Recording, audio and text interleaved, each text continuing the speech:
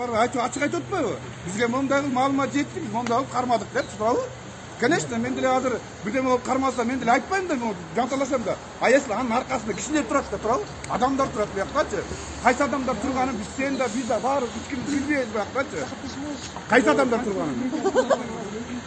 Как медиа ссылкасын азыр балдар мына элдик көзөмөлдө келип атат. Азыр биз публикациясын алып чыгабыз, азыр чыгарабыз.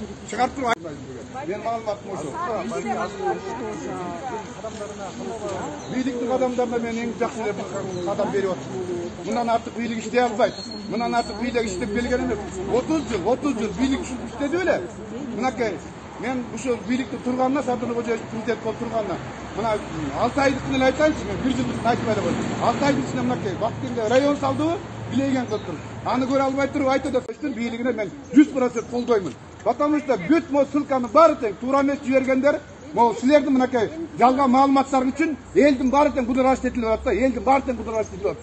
Кандай сүйлөгөн сөздү мен алып сүйлөдүмбү? Эртең менен азыр, эртең менен эмес, азыр 1 саатта силер туура эмес маалымат чыгарат. Максат менен келдиңер, ошол. Маалымат биз азыр Кактус медиадан сурайлы деп атат. Эмне үчүн жалган маалымат чыгарасың деп.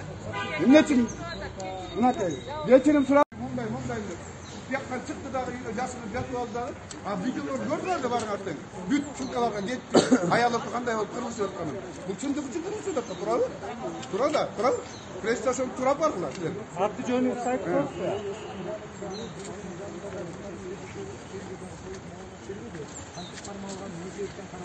Ал кантип кармалганын мынакей сиз да көргөн эмессиз, туурабы? Кандай кармалганын. А жерде кармалган бар.